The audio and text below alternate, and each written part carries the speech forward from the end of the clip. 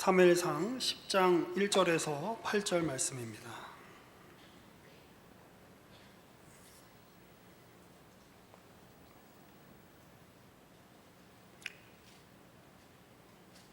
봉독하겠습니다. 이에 사무엘이 기름병을 가져다가 사울의 머리에 붓고 입맞추며 이르되, 여호와께서 내게 기름을 부으사 그의 기업의 지도자로 삼지 아니하셨느냐? 내가 오늘 나를 떠나가다가 베냐민 경계 셀사에 있는 라헬의 묘실 곁에서 두 사람을 만나리니 그들이 내게 이르기를, 내가 찾으러 갔던 암나기들을 찾은지라. 내 아버지가 암나기들의 염려는 놓았으나 너희로 말미암아 걱정하여 이르되, 내 아들을 위하여 어찌하리요 하더라 할 것이요. 내가 거기서 더 나아가서 다볼 상수리 나무에 이르면 거기서 하나님을 배우려고 베델로 올라가는 세 사람을 만나리니, 한 사람은 염소 새끼 셋을 이끌었고, 한 사람은 떡 세 덩이를 가졌고, 한 사람은 포도주 한 가죽 부대를 가진 자라. 그들이 내게 문안하고 떡 두 덩이를 주겠고 너는 그의 손에서 받으리라. 그 위에 내가 하나님의 산에 이르니 그곳에는 블레셋 사람들의 영문이 있느니라. 내가 그리로 가서 그 성읍으로 들어갈 때에 선지자의 무리가 산당에서부터 비파와 쏘고와 저와 수금을 앞세우고 예언하며 내려오는 것을 만날 것이요, 내게는 여호와의 영이 크게 임하리니 너도 그들과 함께 예언을 하고 변하여 새 사람이 되리라. 이 징조가 내게 임하거든 너는 기회를 따라 행하라. 하나님이 너와 함께 하시느니라. 너는 나보다 앞서 길갈로 내려가라. 내가 내게로 내려가서 번제와 화목제를 드리리니 내가 내게 가서 내가 행할 것을 가르칠 때까지 7일 동안 기다리라. 아멘. 우리가 지난주에는 이스라엘 백성들이 우리도 다른 민족들 같이 왕을 주십시오라고 하나님과 사무엘에게 요구했던 내용들을 이렇게 살펴보았습니다. 그리고 이제 하나님의 말씀이 이제 이스라엘 백성이 사무엘을 버린 것이 아니라 나를 버린 거다라고 사무엘에게 이렇게 말씀을 하셨죠. 이스라엘의 진정한 왕은 하나님뿐이십니다. 그런데 이스라엘은 왕을 세워서, 자기들도 주변에 다른 나라들처럼 왕을 세워서 스스로 자기들의 안위와 자기들의 어떤 그 발전을 이렇게 추구하려고 이렇게 했던 것이죠. 자, 그런데 하나님께서 원하시지 않는 이스라엘 백성의 왕을 세우는 과정이 있었습니다만, 하나님께서는 여전히 그의 백성들에게 신실하심을 보여주고 계신다라고 하는 것이 이스라엘의 첫 번째 왕이었던 사울을 세우는 장면에서 이렇게 볼 수가 있습니다. 하나님이 이렇게 대충 세우시는 것이 아니라 굉장히 그 심혈을 기울여서 세우고 계시고, 또 사울이 이 왕이 되는 과정도 굉장히 성경에서 상세하고 자세하게 이렇게 묘사하고 있는 것을 볼 수가 있습니다. 실제로 이렇게 하나님의 사람이 어떤 사무엘이 이렇게 다스렸던 그 통치 기간에는 이스라엘 백성들이 평화를 누리고 블레셋이 이렇게 그들을 침범하지 못했는데요. 그 과정에 대해서는 이렇게 좀 상세한 설명이 없습니다. 신기하죠. 그런데 우리는 이제 그 어렸을 때부터 교회를 다니신 분은 이제 사울 왕이 나중에 하나님께 이제 버림을 받게 되고 그 다윗 왕의 어떤 그런 그 대적자처럼 이렇게 서게 되는 면을 우리가 보기 때문에 사랑에 대한 굉장히 부정적인 이미지들이 많이 있습니다.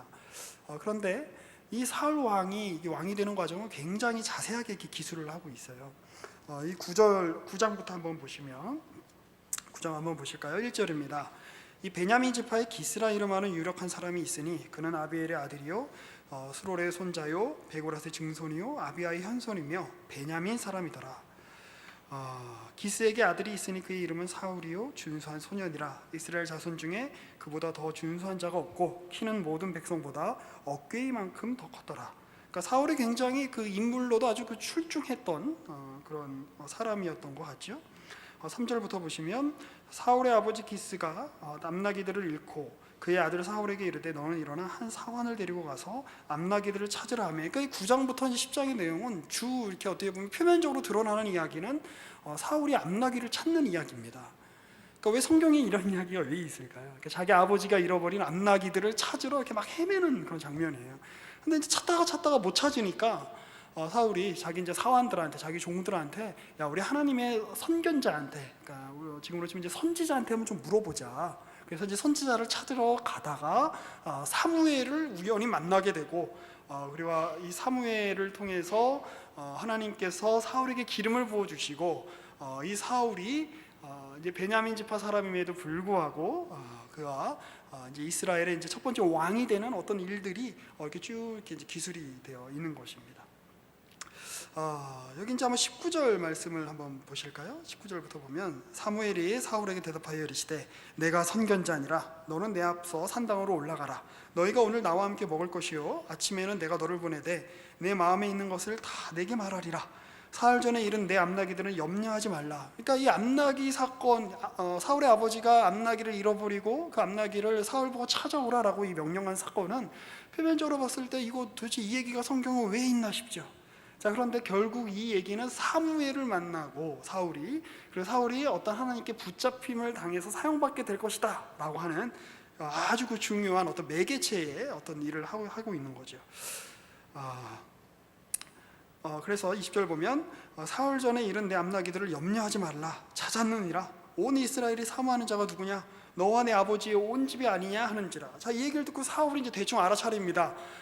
왜냐하면 이제 이미 이 당시에 이스라엘이 왕을 사무엘에게 요구하기 시작했고 이제 사무엘은 이제 왕을 이제 이렇게 왕이 될 만한 감을 찾으러 이렇게 다녔던 것이지요. 두루 이렇게 찾으러 온 이스라엘 찾으러 다녔던 건데 사울이 이제 이렇게 대답하죠. 21절에 보니까 사울이 대답하여 이르되 나는 이스라엘 지파의 가장 작은 지파 베냐민 사람이 아니니까 또 나의 가족은 베냐민 지파 모든 가족 중에 가장 미약하지 아니하니까 당신이 어찌하여 내게 이같이 말씀하시나이까 하니. 여러분 우리는 사무엘서를 살펴보기 전에 우리는 이제 사사기를 살펴봤습니다. 사사기가 어떤 에피소드로 끝나지요? 베냐민 사람들이 굉장히 그 멸절을 당하는 그 사건으로 사사기가 끝이 납니다. 잘 생각이 안 나시는 모양인데 사사기로 한번 넘어가 볼까요? 사사기 20장 47절입니다. 사사기 20장 47절을 보면 46절부터 한번 볼까요? 이날에 베냐민 사람으로서 칼을 빼는 자가 엎드러진 것이 모두 2만 5천 명이니 다 용사였더라. 이 이제 그 베냐민 지파에 속했던 이 기브아 지역에서 있었던 그 레위 사람의 그 첩을 이게 이제 몹쓸 짓을 하고 또 그 레위 사람이 첩의 시신을 이제 12개 동강을 내서 이스라엘 각 지파로 보내고 그거에 분노한 이스라엘 지파가 이제 와서 베냐민 사람들과 전쟁을 했는데 어떻게 이렇게 막 싸워서 죽이다 보니까 대부분의 베냐민 사람들을 다 죽이고 몇 명만 남았냐면 47절에 보면 베냐민 사람 600명이 돌이켜 광야로 도망하여 림몬 바위에 이르러 거기에서 넉 달 동안을 지냈더라. 그러니까 베냐민 사람들이 600명밖에 안 남게 된 상황이 된 거예요. 자, 그런데 이제 그 다음 장 21장을 보면 또 굉장히 엽기적이고 기막힌 일이 나오죠. 우리 옛날에 다 살펴봤던 부분인데요. 그러니까 이스라엘 사람들이 야 이제 이스라엘 12지파 중에 한 지파가 끊어지게 되겠구나라고 이제 걱정을 하게 됩니다. 그래서 이제 그 어떤 그 묘안을 내지요. 실로에 가면 이제 여호와의 절기에 이제 어떤 이제 축제가 있는데 그때 축제를 이렇게 참여하러 나오는 여자들을 이 600명이 이제 그 자기 어떤 그 지파에서 이렇게 얻은 그 숫자 빼고 이렇게 필요한 만큼 그 여성들을 이렇게 납치하는 것을 허용해 주죠. 그러니까 사실 이 베냐민 지파는 이제 사울 때 되면은 이미 망할 대로 망한 지파고, 그리고 어떤 그 폭력과 어떤 납치와 어떤 그런 역사로 점철된 어떤 지파입니다. 그런데 여러분 이스라엘의 첫 왕을 하나님께서 베냐민 지파에서 불러내셨다라고 하는 것은 굉장히 의미심장한 일입니다.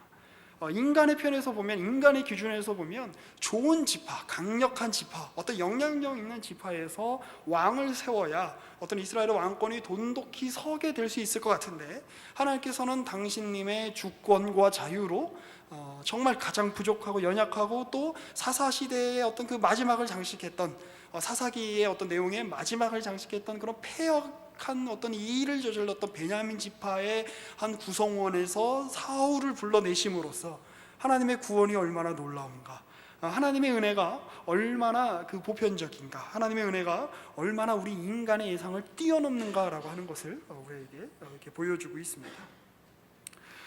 또 이제 22절에서부터 보면 9장 22절입니다. 사무엘상 9장 22절로 다시 넘어오겠습니다. 이제 어떤 일을 하냐면 사무엘이 사울과 그의 사원을 인도하여 객실로 들어가서 청한 자 중 상석에 앉게 하였는데 객은 30명 가량이었더라. 사무엘이 요리인에게 이르되 내가 내게 주며 내게 두라고 말한 그 부분을 가져오라. 요리인이 넓적다리와 그것에 붙은 것을 가져다가 사울 앞에 놓는지라. 사무엘이 이르되 보라 이는 두었던 것이니 내 앞에 놓고 먹으라. 내가 백성을 청할 때부터 너를 위하여 이것을 두고 이때를 기다리게 하였느니라. 그날에 사울이 사무엘과 함께 먹으니라. 그들이 산당에서 내려 성읍에 들어가서는 사무엘이 사울과 함께 지붕에서 담화하고 그들이 일찍이 일어날세. 그러니까 이제 밤 늦은 시간까지 사울과 사무엘이 함께 식탁의 교제를 나누고 지붕에 올라가서 여러 개 친밀한 이야기들, 아마 나라의 어떤 정세에 대한 이야기들, 그리고 어떤 하나님께서 이루고자 하시는 일들에 대한 이야기들을 함께 나누었을 겁니다. 이 장면을 또 보면 그냥 괜히 식사한 게 아닌 것 같아요. 그러니까 성경에서 어떻게 보면 이제 먹는다라고 하는 행위는 굉장히 우리 일상에서도 굉장히 일상적인 행위잖아요. 우리가 다 같이 우리 점심을 드시고 오셨잖아요. 아침도 먹고 우리가 어저께 저녁을 드셨을 거고 매우 일상적인 행위입니다만 이 일상적인 이 행위가 하나님 이 성경에서는 굉장히 이제 그 특별한 어떤 용법으로 이렇게 사용되게 되는 경우들을 우리가 좀 볼 수 있게 되는데요. 우리 한번 출애굽기 24장으로 한번 앞으로 한번 넘어가 보겠습니다. 이 출애굽기 24장은 이제 어떤 내용이냐면 그 하나님께서 이스라엘 백성들하고 이제 그 언약을 맺으시는 장면이에요. 시내산에서 언약을 맺으시는 장면인데 이제 언약을 맺고 어떤 일이 일어나는지 한번 살펴보십시오. 24장 9절입니다.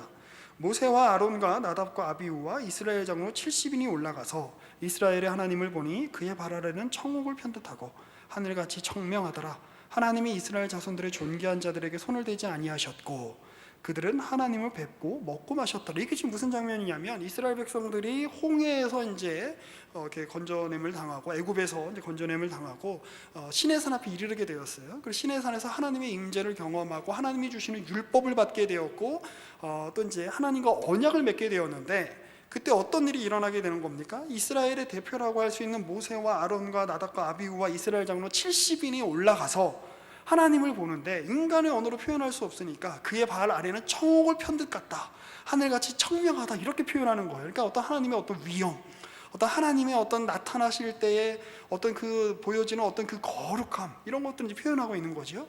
근데 여러분 그 앞에서 지금 뭐 하고 있는 겁니까? 먹고 마시고 있는 거예요.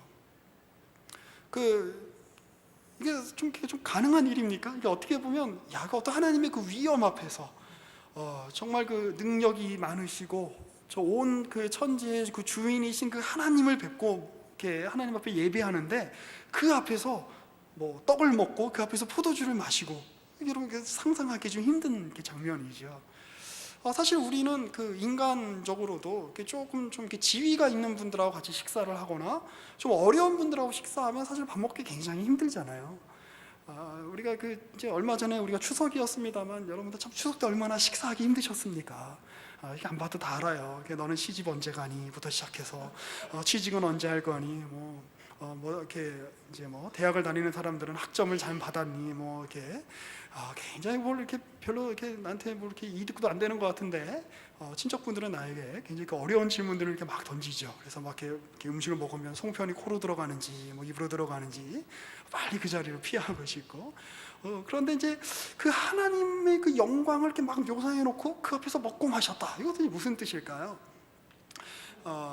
이제 그 많은 이제 신학자들은 이 장면을 하나님께서 이스라엘과 어떤 그 언약 관계를 맺으시는 것들을 좀 결혼하고 이렇게 결혼식에 비유하는 분들이 좀 있습니다. 하나님이 이스라엘 백성을 이제 시내산에서 부르셔서 하나님은 신랑이 되시고 이스라엘 백성은 신부가 되는 거죠. 그래서 서로 이제 그리고 이제 성막은 어떻게 보면 이제 신방이라고 할 수 있겠죠. 신랑과 신부가 함께 이렇게 거하는. 그런데 이제 결혼식을 같이 하는 건데 여러분 결혼식에 있어서 제일 중요한 게 뭡니까? 그렇죠. 저 결혼식 끝나고 밥 먹으러 가는 거죠. 그래서 대부분 오면 그냥 축의금만 내고 결혼식 내용은 보지도 않고 사진 찍고 빨리 밥 먹으러 가지 않습니까? 이제 일종의 이제 피로연으로 이걸 설명하시는 분들이 있는데 저는 굉장히 타당한 설명이라고 생각이 됩니다. 그러니까 이제 하나님 앞에서 먹고 마신다라고 하는 거죠. 우리가 하나님과 특별한 관계가 되었다는 것을 먹고 마심으로 이렇게 표현을 하는 겁니다. 지금 사무엘은 하나님의 대리인이에요. 지금 하나님께서 이스라엘의 왕을 세우려고 보내신 하나님의 사자입니다. 그가 지금 사울과 먹고 마신다라고 하는 것은 사울이 왕이 될 때에 그냥 단순히 하나님께서 야 너희가 왕을 세우기로 이렇게 원한 거니까 너희 마음대로 세워봐라 이렇게 한 게 아니라 하나님이 굉장히 공을 들이고 계시다는 거예요. 그래서 비록 이스라엘을 이 왕을 주세요라고 하는 이 이스라엘의 간구는 잘못된 것이었지만 하나님께서 그 이스라엘의 잘못된 간구조차도 하나님께서 아브라함에게 베푸신 어떤 그런 그 언약의 큰 틀 속에서 지금 끌어안고 계시고 있는 것이지요. 노아의 때에 그 얼마나 하나님 만드신 이 사람들의 어떤 그 죄악이 관영했냐면, 하나님께서 물로 이 세상을 이렇게 홍수로 심판하시면 안 될 정도로 굉장히 이 세상의 죄악이 가득 차게 됐습니다. 자, 그런데 하나님께서 그 모든 그 백성들과 그 모든 생명체를 다 멸하시는 것이 아니라, 하나님께서 노아의 어떤 가족들과 방주를 통해서 하나님이 만드신 창조의 세계를 보존하시지요. 그리고는 하나님께서 노아에게 언약을 주셔서 내가 다시는 물로 이 세상을 심판하지 않겠다, 그리고 너희는 다시 생육하고 번성해라라고 하는 명령을 주십니다. 자, 그런데 이 생육하고 번성하라는 명령은 하나님께서 맨 처음에 창세기 1장과 2장에서 이 세상을 만드시고 그의 백성들 아담과 하와에게 주신 명령이기도 합니다. 그러니까 이 하나님의 명령은 그 인간의 어떤 그 죄와 인간의 패역함과 인간의 어떤 반역에도 불구하고, 인간이 그렇게 패역하게 굴고 패역하게 행동하면 하나님의 그 선하신 어떤 일들이 방해를 받는 것처럼 보인다라고 할지라도, 우리 하나님은 그 패역함조차도 끌어안으셔서 하나님의 그 은혜의 언약 속에 품어 안으시는 바로 그 하나님이시다라고 하는 것을 성경은 이야기하고 있다라고 하는 것입니다. 또 이렇게 저희가 좀 왔다 갔다 할 텐데요. 다시 우리 사무엘상으로 넘어와 보시죠. 사무엘상 우리 10장 말씀으로 이렇게 넘어와 보면, 이제 그 사무엘이 이렇게 이야기하는 거죠. 너 이제 괜찮을 거다. 너 나귀를 찾을 건데, 그리고 너가 하나님이 택하신 바로 그 사람인데, 이제 그 세 가지 어떤 이제 그 징표를 이렇게 줍니다. 뭐냐면 네가 내일 이제 네가 좀 있으면 나를 이렇게 떠나서 이렇게 가다가 라헬의 묘실, 그러니까 라헬의 묘, 이거는 사실 그거죠. 그러니까 이제 야곱이 평생을 걸쳐서 이제 그 가나안 땅에서 이렇게 살았지만 자기 땅이 이렇게 없었잖아요. 그런데 이제 그 라헬의 어떤 그 묘를 이렇게 이제 이렇게 사면서 어떻게 보면 이렇게 조그만, 이제 어떻게 보면 이스라엘의 땅이 조금 생긴 거죠. 그리고 이제 그 요셉의 때에 다 이스라엘 백성이 애굽으로 건너갔다가 430년 동안 잊혀진 것 같았던 그 가나안 땅을 하나님께서 여호수아 시대 때 이제 허락해 주셔서 이렇게 받은 거잖아요. 그러니까 이 라헬의 묘는 그러니까 하나님의 어떤 언약의 어떤 신실성을 상징하는 어떤 그런 장소지요. 근데 거기서 네가 뭐를 이렇게 찾게 되냐면, 거기서 사람들을 만날 텐데, 두 사람을 만날 텐데, 2절에 보면 내 암나기를 찾았다는 이야기를 듣게 될 거다. 자, 그리고 또 두 번째 징표가 있는데, 하나님께 예배드리러 가는 3명의 사람들이 있는데, 그 사람이 너를 향해서 떡을 줄 거다. 하나님께 드리는 이 제사물인 떡을 너에게 준다라고 하는 것은 마치 하나님께서 이제 그래서 사울을 귀히 여기시고 하나님께서 먹이시고 하나님께서 그와 함께 하신다라고 하는 아주 중요한 어떤 그 징표죠. 이 상징에 대해서는 더 많은 설명을 할 수 있겠습니다만, 그분 이렇게 간략하게 말씀을 드리고 넘어갑니다. 그리고 또 아주 중요한 징표가 있는데, 뭐냐면 하나님께서 너에게 영을 부어 주실 거다. 새로운 영을 부어 주실 거다. 하나님의 영을 부어 주실 거다. 그렇게 이렇게 말씀을 하죠. 자, 그런데 이 하나님의 영은 언제 부어집니까? 하나님의 영은 인간의 패역함이 극에 달했을 때에, 인간이 어떤 자기의 어떤 힘과 하나님의 어떤 백성들이 자기의 능력으로 어떻게 살아보려고 하다가 도저히 변화의 가능성이 없을 때에, 하나님께서 인간으로서는 도저히 나올 수 없는 어떤 일을 이루기 위해서 부어주시는 게 바로 하나님의 영입니다. 오늘 좀 많이 왔다 갔다 할 텐데요. 민수기 11장을 한번 살펴보실까요? 민수기 이제 앞에 있죠. 민수기 11장에 보면 16절입니다. 여호와께서 모세에게 이르시되 이스라엘 노인 중에 내가 알기로 백성의 장로와 지도자가 될 만한 자 70명을 모아 내게 데리고 와 회막에 이르러 거기서 너와 함께 서게 하라. 내가 강림하여 거기서 너와 말하고 내게 임한 영을 그들에게도 임하게 하리니 그들이 너와 함께 백성의 짐을 담당하고 너 혼자 담당하지 아니하리라. 이게 무슨 내용이냐면 이스라엘 백성들이 모세에 대해서 고기를 달라고 지금 막 원망하는 장면입니다. 우리가 고기를 못 먹고 맨날 만나만 먹으니까 도대체 우리가 무슨 베지터리언도 아니고 우리 정말 못 살겠다. 정말 기력이 떨어져서 못 살겠다. 고기를 달라. 고기를 안 줄 거면 우리는 다시 애굽으로 돌아가겠다. 막 이러면서 난리를 칠 때였습니다. 고기를 안 준다고 지금 고기를 못 먹게 되었다고 거의 모세를 죽이려고 하는 상황까지 된 거예요. 자, 그런데 하나님께서 그때 너의 그 대표가 될 만한 장로들을 내 앞에 데리고 가라. 내가 그들에게 영을 부어주겠다. 그리고 이제 뭐라고 말씀하십니까? 18절에 보면 또 백성에게 이르기를 너희의 몸을 거룩히 하여 내일 고기 먹기를 기다리라. 너희가 울며 이르기를 누가 우리에게 고기를 주어 먹게 하랴. 애굽에 있을 때 우리가 좋았다는 말이 여호와께 들렸으므로 여호와께서 너희에게 고기를 주어 먹게 하실 것이라. 지금 모세의 힘으로는 어떻게 해결을 할 수 없는 상황이 된 겁니다. 그리고 이스라엘의 어떤 이 패역함과 이스라엘의 이 불만과 이스라엘의 하나님을 대항해서, 모세를 대항해서 이 서 있는 이 반역의 행위는 어떻게 인간으로서 이렇게 조정할 수 없게 된 그 상황에까지 처하게 된 것입니다. 자, 그때 하나님께서 어떤 일을 하십니까? 24절에 보시면 모세가 나가서 여호와의 말씀을 백성에게 알리고 백성의 장로 70인을 모아 장막에 둘러 세우매 여호와께서 구름 가운데 강림하사 모세에게 말씀하시고 그에게 임한 영을 70 장로에게도 임하게 하시니 영이 임하신 때에 그들이 예언을 하다가 다시는 하지 아니하였더라. 그래서 하나님의 영이 모세뿐만이 아니라 70인의 장로들에게 임하면서 그들이 하나님의 예언을 하는 걸 볼 때에 이스라엘 백성들이 뭘 깨달았겠습니까? 하나님이 우리 중에 계시는구나. 심지어 어떠니 26절에 보면 엘닷과 메닷이라고 하는 이는 계속해서 예언을 하는 거예요. 70인의 장로가 그친 후에도. 그래서 한 소년이 달려와서 모세한테 이제 좀 그만하라고 이야기할까요? 그러니까 모세가 뭐라고 이야기합니까? 29절에 모세가 그에게 이르되 내가 나를 두고 쉬게 하느냐? 여호와께서 그의 영을 그의 모든 백성에게 주사 다 선지자가 되게 하기를 원하노라. 하나님께서 하시는 일이다. 지금 이 하나님의 영을 부어주시는 일은, 하나님이 지금 이스라엘 백성을 이끄시는 일은 이스라엘의 그 패역함과 이스라엘이 가지고 있는 그 죄악의 어떤 그 깊은 심연과 그 반역에도 불구하고 하나님이 그들을 지금 이끌어가고 계시고 하나님이 역사하시는 중이다. 모세인 내가, 너희들의 지도자인 내가 이 이스라엘을 이끄는 것이 아니라 하나님이 이끌고 계시고, 내가 너희에게 새로운 시대를 가지고 오는 것이 아니라 하나님이 새로운 시대를 가지고 오신다라고 하는 그런 이야기를 하고 있는 것입니다. 그런데 여기에는 심판의 요소도 있는 것이죠. 그래서 31절부터 보면 바람이 여호와께서 나와, 바람이라는 말은 여러분 잘 아시는 것처럼 히브리어로 루아흐라고 하는 말인데, 이 말은 성령이라고 하는 말과 동일한 말입니다. 하나님의 영이 여호와로부터 나와서 바다에서부터 메추라기를 몰아서 정말 아주 고기가 질릴 정도로 먹게 하시죠. 그런데 33절을 보십시오. 고기가 아직 이 사이에 있어 씹히기 전에 여호와께서 백성에게 대하여 진노하사 심히 큰 재앙으로 치셨으므로, 하나님께서 그 이스라엘의 그 패역함과 이스라엘의 완악함과 하나님이 직접 개입하셔서 바꾸지 않으면 안 되실 정도의 어떤 이 상황을 하나님께서 친히 개입하셔서 바꾸시는 장면이 민수기 12장의 내용입니다. 여러분, 삼손에 대한 이야기를 한번 떠올려 보십시오. 우리가 사사기 설교를 통해서 들었던 삼손이 하나님의 영에 충만해졌을 때에, 우리는 성령 충만이다 라고 하면 우리는 성령 충만 이꼴 우리의 소원의 충만, 우리의 능력의 충만, 우리가 가지고 있는 물질적인 어떤 부의 충만, 자꾸 이런 잘못된 도식 속에서 이해를 하기 때문에 하나님의 영이 충만히 임하심에 있어서의 새로운 어떤 시대를 가져오시는 하나님의 영의 임하심의 기능을 잘 인식하지 못할 때가 있어요.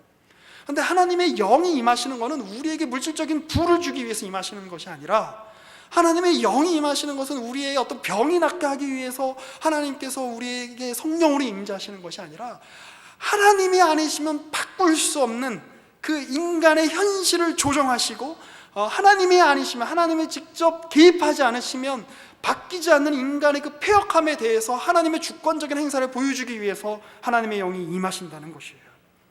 그래서 그 삼손에게 하나님의 영이 임했을 때에 삼손이 많은 블레셋 사람들을 물리치기도 했지만, 삼손이 어떻게 보면 하나님의 어떤 그 심판의 어떤 그 대상이 되기도 하고, 어떤 사사 시대가 종결되는 일들을 우리는 보지 않았습니까? 자, 지금 사울도 하나님의 영을 받았습니다. 그래서 이런 속담도 생겼답니다. 야, 사울도 선지자냐? 야, 사울이 예언을 하다니? 이게 무슨 일이냐? 이런 얘기죠. 그러니까 박 목사님 이렇게 표현하시던데, 요즘 말로 치면 야, 사울도 서울대 갔냐? 이런 그런 식으로 이제 묘사를 하는 거죠. 그런데 우리도 이제 그런 걸 볼 때가 있죠.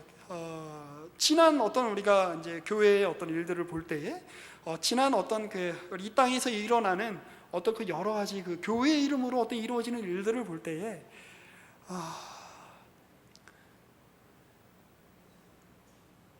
왜 정말 저런 일이 일어나나 싶은 그런 일들이 많잖아요. 근데 되게 당황스러울 때가 있어요. 그러면 안 되는데, 어떤 사람이 예수님을 믿고 이제 구주로 이렇게 회개했다라는 이제 소식을 들었을 때 너무 싫은 거예요.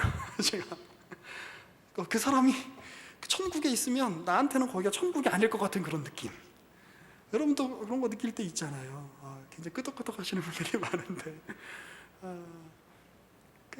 저희 이제 청년 이분은 얼마 전에 한 2주 전에 이제 조가 바뀌었는데, 내가 싫어하는 그 오빠가 내가 싫어하는 그 동생이 우리 조에 오면 우리 조는 더 이상 천국이 아니라 지옥 같을 것 같은 느낌이 들 때가 있잖아요.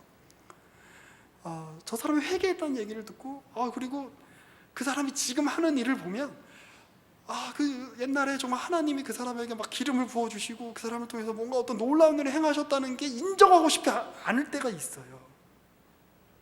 그런데 그런 하나님은 우리의 그런 예상과 우리의 그런 편견과 우리의 그런 선입관을 뛰어넘으셔서 하나님은 그분의 자유로, 하나님의 자유로 일하시는 분이시다라고 하는 것입니다. 하나님이 만일 김정은 국방위원장을 회개케 하시면 누가 그것을 막을 수 있겠습니까? 하나님이 우리 중에 가장 못난 사람에게, 우리 중에 저 사람은 정말 우리 남포교회를 같이 다니지만 쟤는 정말 신앙이 없는 것 같아 라고 여겨지는 사람이 있을 거예요. 그런데 하나님 그 사람을 들어서 사용하신다면 우리 편에서는 왜 하나님이 저 사람을 사용하시지? 라는 생각이 들지만, 하나님이 그렇게 사용하신다면 누가 막겠습니까? 오늘 하나님이 사무엘에게 기름을 부으시고 사무엘을 통해서 나중에 사무엘이 망한 이야기는 뭐 나중에 살펴봅시다. 그런데 지금 이제 하나님의 사울을 귀하게 지금 세우시는 이 장면, 비록 그 왕을 세우는 것이 하나님의 마음에 드는 일이 아니었다라고 할지라도 하나님이 그의 백성과 맺고 계시는 언약적인 그 신실성 때문에 하나님 그의 백성들을 위한 왕을, 그리고 블레셋으로부터 그들을 구원하기 위한 왕을 지금 성실하게 세우고 계시는 과정을 오늘 우리는 이렇게 보고 있는 거예요. 마가복음 6장으로 한번 넘어가 보겠습니다. 제가 이번 주에 새벽에 마가복음을 이렇게 묵상하다가 제가 이렇게 무릎을 친 그 구절인데요. 우리 한번 22절부터 한번 볼까요? 헤로디아의 딸이 친히 들어와 춤을 춰와 헤롯과 그와 함께 앉은 자들을 기쁘게 한지라. 왕이 그 소녀에게 이르되 무엇이든지 내가 원하는 것을 내게 구하라, 내가 주리라 하고, 또 맹세하기를 무엇이든지 내가 내게 구하면 내 나라의 절반까지라도 주리라 하거늘, 그가 나가서 그 어머니에게 말하되 내가 무엇을 구하리이까? 그 어머니가 이르되 세례 요한의 머리를 구하라 하니, 그가 곧 왕에게 급히 들어가 구하여 이르되 세례 요한의 머리를 소반에 얹어 곧 내게 주기를 원하옵나이다 하니, 왕이 심히 근심하나 자기가 맹세한 것과 그 앉은 자들로 인하여 그를 거절할 수 없는지라. 왕이 곧 시위병 하나를 보내어 요한의 머리를 가져오라 명하니, 그 사람이 나가오게서 요한을 목베어 그 머리를 소반에 얹어다가 소녀에게 주니, 소녀가 이것을 그 머리에 어머니에게 주니라. 요한의 제자들이 듣고 와서 시체를 가져다가 장사하니라. 이게 무슨 장면이냐면, 예수님께서 말씀하시기를 여자가 난 자 중에 이보다 더 큰 이가 없다라고 이야기한 사람이 누구입니까? 세례 요한입니다. 근데 그 세례 요한이 어떻게 죽었는가라고 하는 거예요.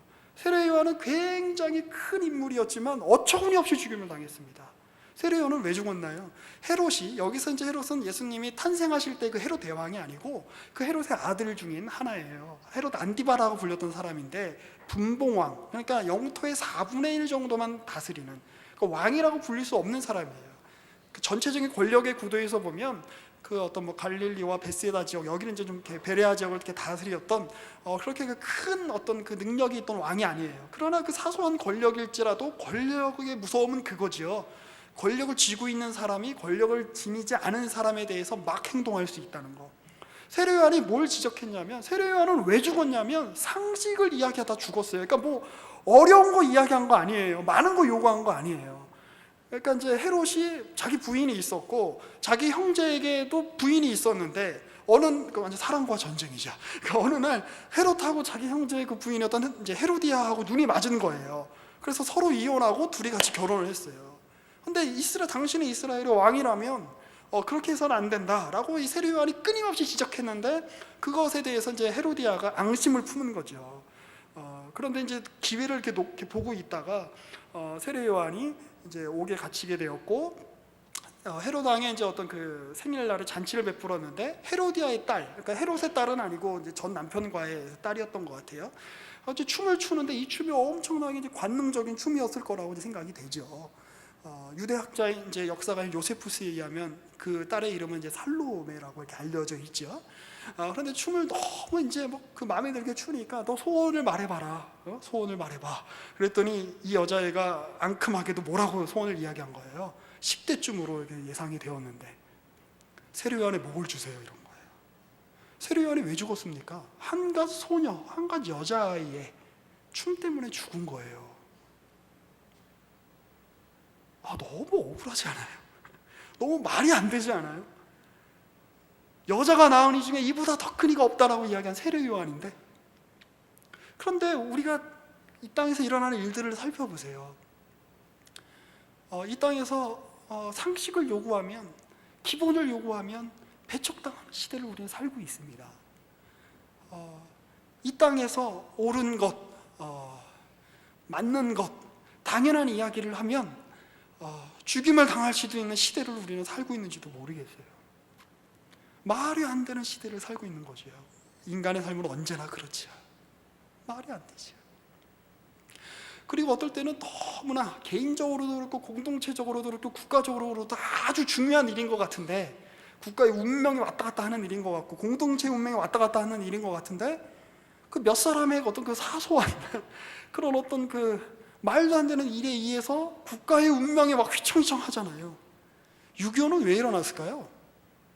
모르죠. 우리는 왜 일제에 그렇게 일본에 의해서 그렇게 침략을 당하고 이렇게 고생을 했을까요? 고종의 잘못이었을까요? 그 당시 사대부들의 잘못이었을까요? 아니면 유학 이념을 이렇게 처음에 어떤 그 조선의 건국 이념으로 세운 정도전의 잘못이었을까요?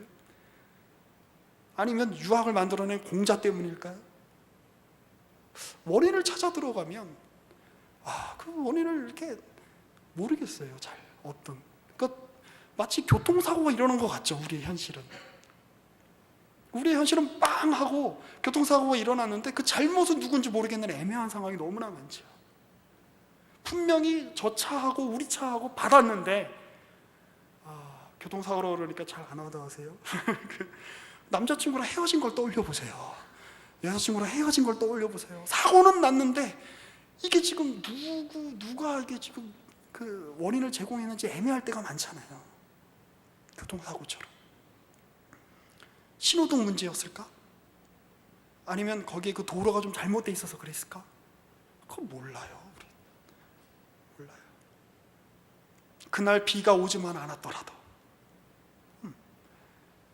그날 신호가 파란불로 그냥 계속 잘 받아만 주었더라도, 혹은 나를 받은 그 차가 그날 저녁에 뭐 그 차 주인이 뭐 자기 너무 기분이 좋아서 자기 친구들하고 술 한잔만 하지 않았더라도 모르죠. 왜 그런 사고가 일어났을까요?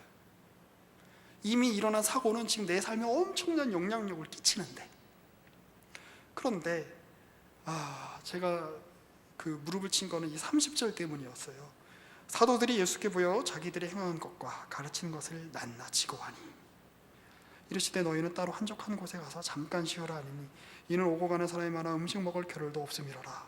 그리고 34절을 보면 예수께서 나오사 큰 무리를 보시고 그 목자 없는 양 같음으로 인하여 불쌍히 여기사 이에 여러 가지로 가르치시더라. 신학적으로 세례 요한은 이 구약과 신약을 연결시켜주는 가교 역할을 하는 사람입니다. 어떻게 보면 구약 시대의 대표성을 띨 인물이라고 할 수 있죠. 예수님 앞에서 예수님의 길을 예비했던. 근데요, 세례 요한이 죽어야 예수님이 가지고 오시는 새로운 시대가 열리는 거예요. 예수님이 가져오시는 새로운 시대가 세례 요한의 죽음을 요구로 한다는 게 아니라 옛 시대는 저물어야 새로운 시대가 열리는 거예요. 오늘 우리도 당황스러운 일들을 많이 보잖아요. 옛 시대가 종결되는 일들을 우리는 보잖아요. 그리고 왜 이런 상황 가운데 우리가 놓여 있는가?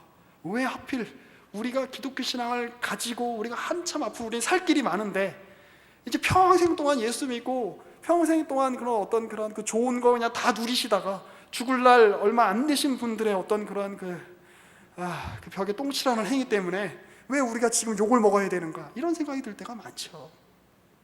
그런데 한 시대가 가는 거예요. 그리고 하나님께서 새로운 시대를 여시는 거예요.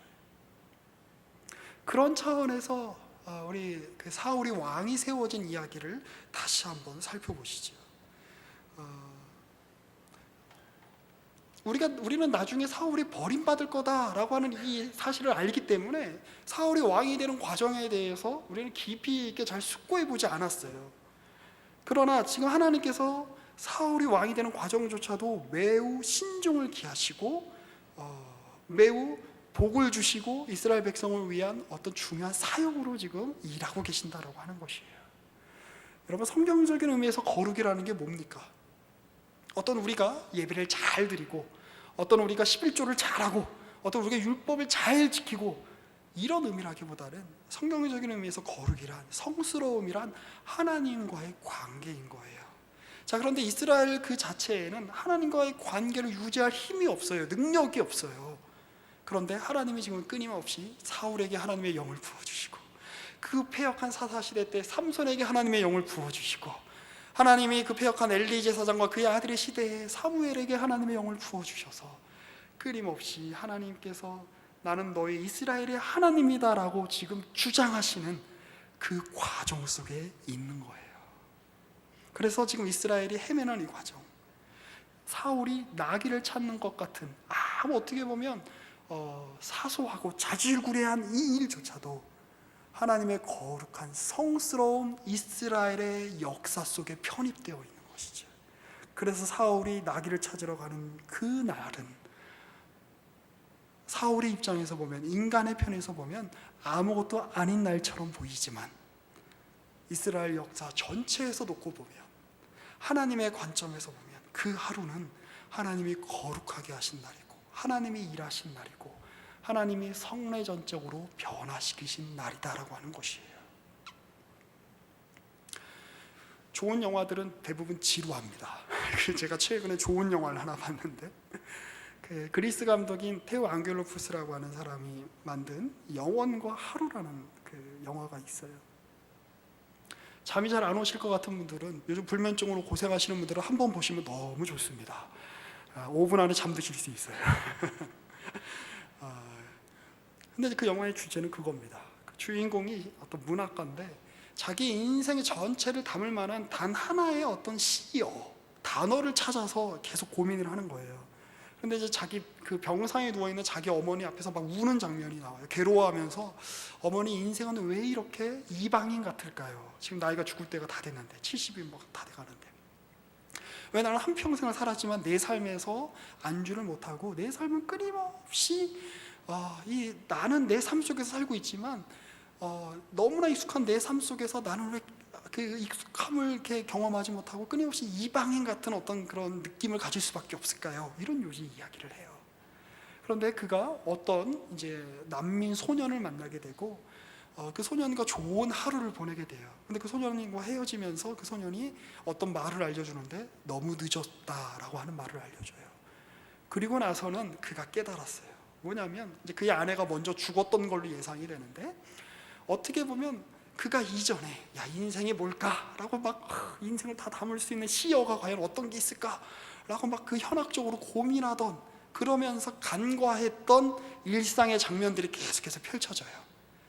자기 아내가 그 집에서, 바닷가가 보이는 자기 집에서 자기에게 음식을 차려놓고 기다리는 장면, 어떤 그 섬에 놀러 가서 같이 가족들과 함께 막 즐기는 장면. 그런데 이미 너무 늦은 거예요. 근데 제가 이제 그 영화를 보면서 깨달은 것은 그거죠. 우리의 하루는 굉장히 의미 없이 지나가는 하루인 것처럼 여겨질 때가 있어요.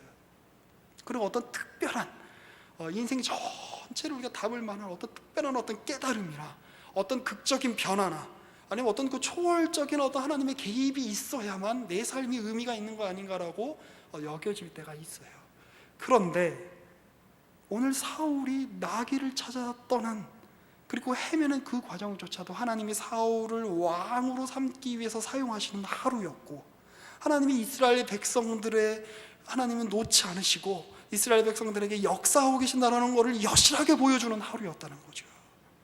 여러분, 오늘 우리의 하루도 너무나 자질구레하고 별 볼 일 없는 하루처럼 여겨질 때가 있어요.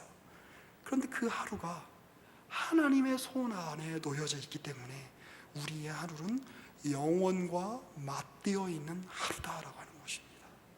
우리의 하루는 세상 사람의 하루와 달라요. 제가 요즘 많이 생각하는 건데요, 남자의 인생이라는 게 별게 없습니다. 어렸을 때는 엄마한테 욕먹고 결혼하면 아내한테 욕먹는 게 남자의 인생이에요. 회사 가면 회사에서 욕먹고, 집에 가면 집에 가서 욕먹고. 저는 매일 밤